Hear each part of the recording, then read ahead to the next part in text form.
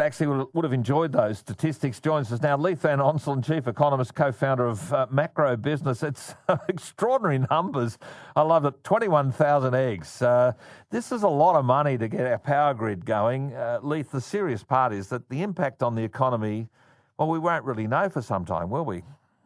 No, we won't. But the strange thing about how the economy is measured is that it's, everyone's heard the term GDP. So GDP is basically the economic activity of Australia and other economies. And basically politicians always come out and the statistical agencies and economists, and they always talk about whether or not Australia's GDP went up or down. Now, the thing about natural disasters is that it actually boosts GDP. It's kind of counterintuitive. So obviously, you've had floods, et cetera, in southeast Queensland, and that's knocked out your energy supply. Well, the cost of rebuilding after those disasters actually adds to GDP.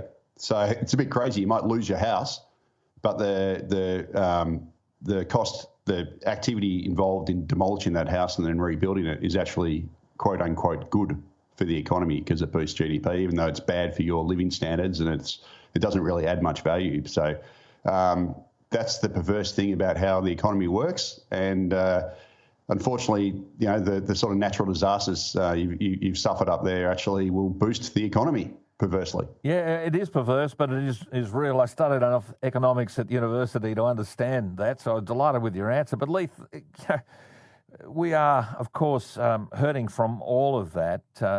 And I guess the big problem we've got is that we're being told our housing supply is going to be in a bit of jeopardy because people have got to get things repaired and the wait times are going to blow out. All of that has a lag effect that's not going to be good for our economy. Oh, absolutely not. And obviously, the housing crisis is just as pervasive up in Queensland as it is, down south. Pretty much across Australia, we've obviously got record low rental vacancy rates, and obviously rents rising at extraordinary pace, which is actually helping to fuel inflation. And the last thing you want to do is obviously knock out some housing supply, especially when you're short of builders, you're short of materials, all those sorts of things.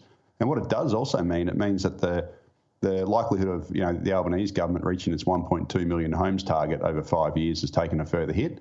And the other thing rising out of this, Gary, is that Wednesday's inflation numbers from the ABS actually showed that one of the biggest drivers of inflation was insurance premiums. So insurance premiums absolutely rocketed. And unfortunately, these sorts of natural disasters will just help to push up insurance premiums even more, which will then could help fuel inflation at the margin. So certainly not good news. And yet people are running around now simplistically saying, oh, it's fantastic. Inflation wasn't as bad in the last quarter as expected. Its forecast, was much higher. This could maybe put downward pressure on interest rates. But you're right, there's going to be this huge impact. All of us, whether we were flooded or damaged, are going to be paying more for insurance, full stop. Yeah, that's right. And so insurance premiums have absolutely rocketed. They're probably the fastest growing, single component in the CPI. But the good news is that overall inflation is falling faster than economists expected. So on Wednesday, the Australian Bureau of Statistics released its CPI inflation gauge. So it's its monthly gauge of inflation. And that rose at 4.3% in the year to November, which was down from 4.9% in the year to October. And it's actually, coming down faster than what economists and the RBA expected. And what that effectively means, and the good news is that inflation's fallen across the board, so in goods, services, tradables, non-tradables, et cetera. So that's great news.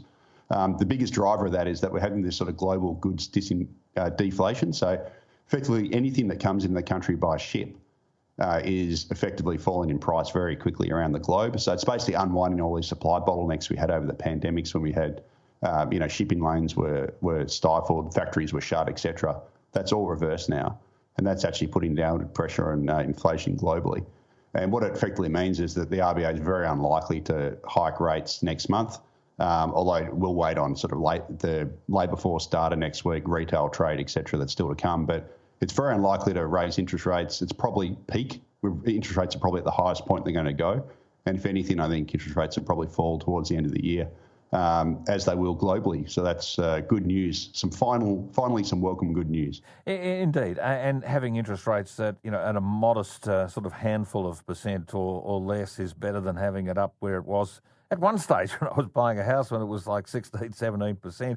Not a very happy time at all. But the CPI, the basket of goods in there, is this basket real? Is it relevant? Is it up for review? I mean, what's actually counted to actually assess what the consumer price index actually is?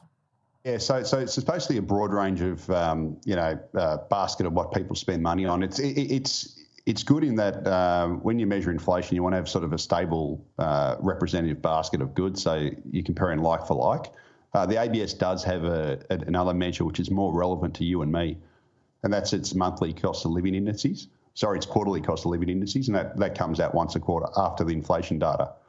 And that takes into account things like, mortgage repayments, things like that. And that's actually more relevant if, to a household with a mortgage, an employee household, someone on pensioners. It basically breaks down households into these different buckets. And what it actually showed is that the cost of living, the most recent one for that was in the September quarter, and that showed that the cost of living for, say, an employee household has gone up a lot quicker than inflation because mortgage rates had risen so quickly, and also rents, and that comprises a bigger component of their expenditure basket than what the overall CPI does. A little over half the people in Brisbane are renters, so it's something like 54% of people rent. I mean, it's an extraordinary number of people in this city are renters. So the price of rent does impact us.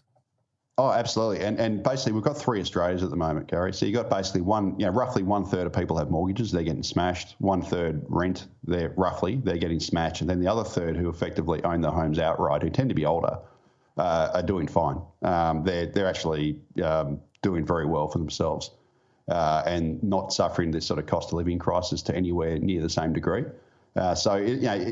Again, it's all individual circumstances. If you're a renter, you're probably doing it the hardest. If you've got a mortgage, if you're a recent home buyer with a large mortgage, you're getting smashed as well. But then there's all these other people in between. Yeah. And obviously the CPI is just it's a single measure that's supposed to be representative, but it's not really representative for individuals. I've got to go to the news in about a minute, but I want you to hang around, Leith. I mean, look at the 1,000 workers involved in the repair of our power cables. If you're trying to buy eggs in the last week or so, 21,000 of them went to them. If you're trying to buy bacon, 700 kilos went to them. I mean, all those sorts of things do have an impact, don't they? When things are not available, the prices tend to go up for those who want to buy it. Yeah, and that's basically been the story over the pandemic when we had these shortages left, right and centre and a whole bunch of things, partly because obviously, as I said before, shipping routes were shut, we had factories closed, all that sort of thing, and that helped fuel the inflation at the beginning. And then obviously we had second round effects where then people going, look, my pay's going backwards heaps, I want to get paid more. So then we had obviously paid, higher wage claims, etc. And then you start getting services inflation, which is what we got later. But, there is some good news here, Gary. I mean, the global supply chains are freeing up, and now we're starting to get this sort of falling goods prices, which is hopefully the start of, normalisation of inflation and interest rates. Good on you, Leith Van Onselen. Hold the line. We'll come back and talk to you. Leith Van Onselen, who's Chief Economist, co-founder of Macro Business.